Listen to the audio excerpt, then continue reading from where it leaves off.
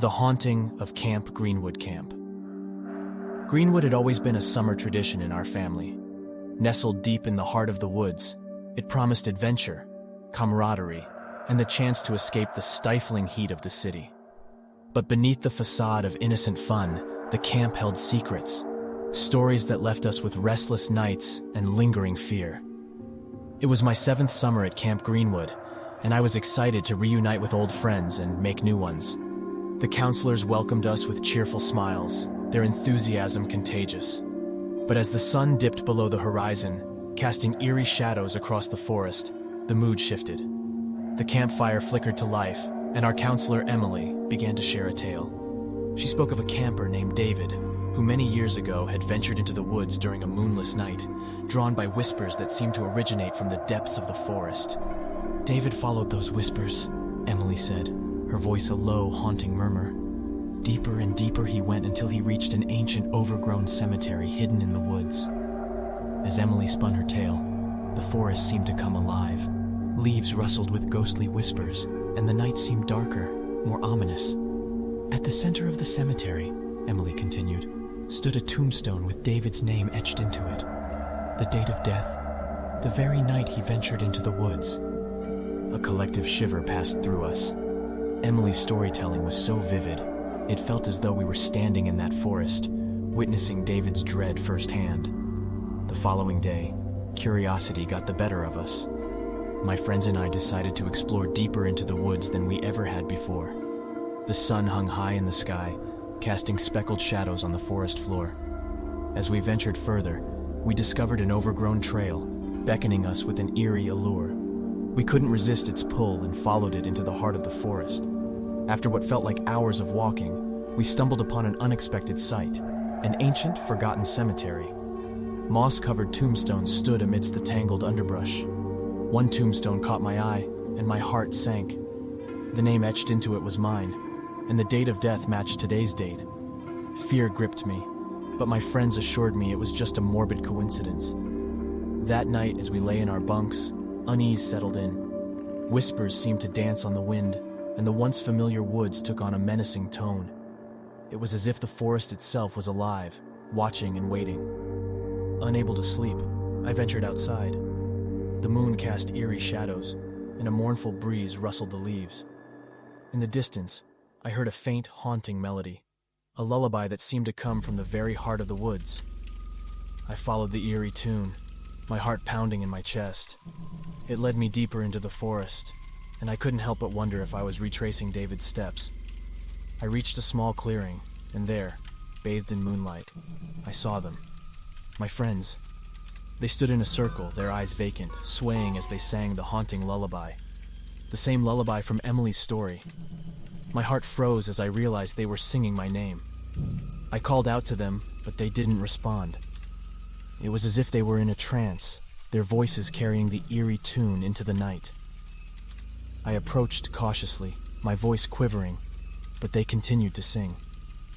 And then I saw her, the woman from Emily's story, her long hair flowing like dark tendrils.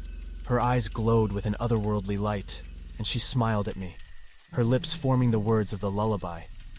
Terrified, I fled, racing through the forest back to the safety of the camp.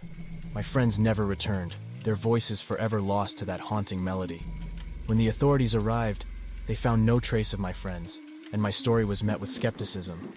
They dismissed it as a child's overactive imagination, but I knew what I had seen and heard.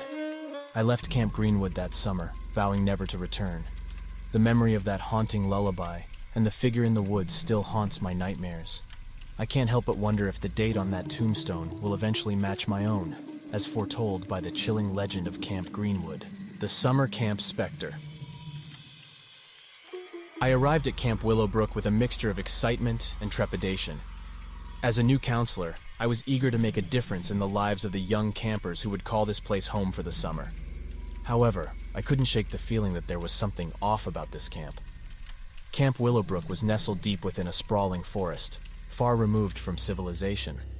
The tall pine trees seemed to whisper secrets to one another as if sharing the history of the camp. The stories I had heard from other counselors were always delivered with a wink and a smile, but there was an underlying unease in their voices that made me wonder. Each night, By the crackling campfire, the children begged for spooky stories. I hesitated for a moment, considering whether it was wise to tell them about the legends surrounding this camp. But their eager faces won me over, and I decided to share a tale passed down from the counselors before me. Many years ago, I began, there was a counselor named Sarah who was known for her adventurous spirit. One moonlit night, she ventured deep into the woods alone, following a strange, haunting melody that had been plaguing her dreams. The campers leaned in, their eyes wide with anticipation. As Sarah followed the eerie tune, I continued, the forest became dense and disorienting. The trees seemed to twist and contort, their branches reaching out like skeletal fingers. The path she had been following disappeared into the night. The campfire crackled, and the kids held their breath. Sarah stumbled upon a clearing where an ancient, gnarled tree stood, I narrated. Its bark was etched with cryptic symbols, and beneath it she discovered an old journal. The journal belonged to a camper who had vanished without a trace years before her. The children exchanged nervous glances. The journal revealed a chilling truth about Camp Willowbrook, I went on. It spoke of restless spirits, trapped within the woods, seeking vengeance against those who had wronged them. As Sarah continued to read, the very air grew colder, and the once silent forest echoed with chilling laughter. I paused for dramatic effect, and the wind rustled the leaves around us. Sarah tried to flee the clearing, I concluded, but the forest conspired against her. The trees closed in, their branches ensnaring her, and the ground beneath her feet turned to quicksand. She heard the anguished voices of the lost campers, their ghostly forms appearing before her. The children shivered, and I couldn't help but feel a chill creeping over me as well. In the end, I said, Sarah became one with the forest, joining the spirits of Camp Willowbrook. Some say that on quiet summer nights, you can still hear her haunting melody, and if you're not careful, you might never return. As the story concluded, the campers exchanged uneasy glances, and a hush fell over the group. It was then that we heard it, the faint, haunting melody that seemed to drift through the woods. I tried to reassure the children, attributing the eerie music to the wind, but my own sense of unease was growing. That night, as I lay in my tent, I couldn't sleep. The haunting melody continued to play in the background, and the forest outside seemed alive with whispers. The children in neighboring tents whispered and occasionally cried out in fear, confirming that I wasn't the only one affected. Just as I was about to drift into a restless slumber, I heard a soft, mournful sob coming from outside my tent. I unzipped the flap and peered out into the darkness. Standing at the edge of the clearing was a figure dressed in tattered camp counselor attire.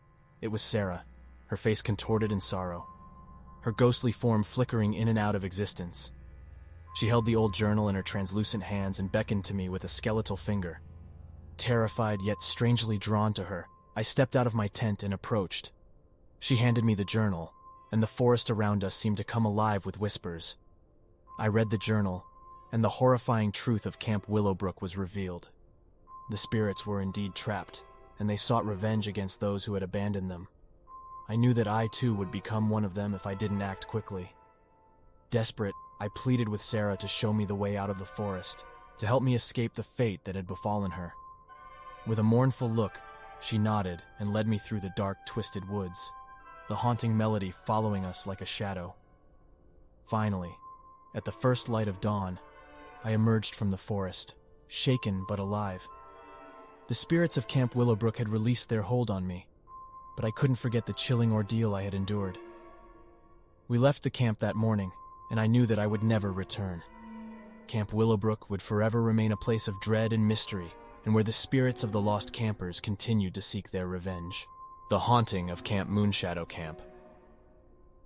Moonshadow had always been a haven of summer fun, nestled on the banks of a picturesque lake. The memories of campfires, s'mores, and midnight stargazing were etched into my childhood. But one summer, an unsettling presence descended upon the camp, forever changing our perception of those carefree days. I had returned to Camp Moonshadow as a counselor, eager to share the joys of camp life with a new generation. My fellow counselors, Jenna and Alex, shared my enthusiasm, and together we aimed to make this summer unforgettable. As the days melted into warm, starlit nights, the campers gathered around the fire pit, begging for ghost stories. Jenna, with her flair for the dramatic, couldn't resist their pleas. "Once, not so long ago," Jenna began, "a counselor named Lily roamed these very woods. She was known for her adventurous spirit and her love for exploring the hidden corners of the camp." The campers leaned in closer, their eyes gleaming with curiosity. "As Lily ventured deeper into the forest," Jenna continued, "the trees seemed to close in around her. The once familiar path twisted and turned, leaving her disoriented and alone. The campfire crackled and the children exchanged eager glances. Lily stumbled upon a clearing," Jenna narrated, "where an ancient gnarled tree stood. Its bark was etched with strange symbols, and beneath it she found an old diary. The diary belonged to a camper who had mysteriously disappeared years before her." A sense of unease settled over the young campers, their imaginations running wild. "The diary," Jenna went on, "revealed a chilling secret about Camp Moonshadow. It spoke of restless spirits, trapped within the woods, seeking to make contact with the living. As Lily continued to read, the very air grew colder, and the forest echoed with eerie whispers. The campers were visibly spooked, their faces filled with a mix of fear and fascination. Lily tried to leave," Jenna concluded, "but the forest seemed to conspire against her. The trees closed in, their branches reaching out like skeletal fingers, and ghostly figures appeared before her, blocking her path. The campfire seemed to flicker ominously, and an uneasy silence settled over the group. In the end," Jenna said, "Lily vanished without a trace, her fate forever entwined with the enigmatic spirits of Camp Moonshadow." As the story concluded, the campers were wrapped in a heavy silence, and the campfire's crackle was the only sound. It was then that we heard it, the faint, mournful melody that seemed to drift through the woods.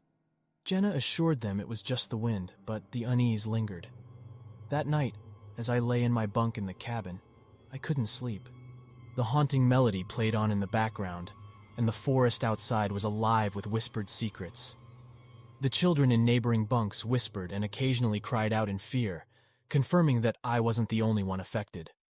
Just as I was about to drift into a restless slumber, a mournful sob pierced the night, coming from outside the cabin. I sat up, my heart racing, and peered out through the cabin window. Standing at the edge of the clearing was a figure, dressed in tattered camp counselor attire. It was Lily, her face contorted in sorrow, her ghostly form flickering in and out of existence. She held the old diary in her translucent hands and beckoned to me with a spectral finger. Terrified, yet strangely compelled, I quietly slipped out of the cabin and approached her. She handed me the diary, and the forest around us seemed to come alive with whispered voices. I read the diary's pages, and the horrifying truth of Camp Moonshadow was unveiled. The spirits were indeed trapped, and they sought a way to communicate with the living. I knew that I too would become one of them if I didn't act quickly. Desperate, I pleaded with Lily to show me the way to help them find peace. With a mournful look, she nodded and led me through the dark, twisted woods, the haunting melody following us, like a persistent shadow. Finally, at the break of dawn, I emerged from the forest, shaken but alive. The spirits of Camp Moonshadow had released their hold on me, and I had discovered a way to help them find the peace they sought. We left Camp Moonshadow that morning, forever changed by our encounter with the supernatural. The camp would always be a place of mystery and wonder, where the line between the living and the dead blurred, and where the spirits of the lost campers continued their quest for connection and solace.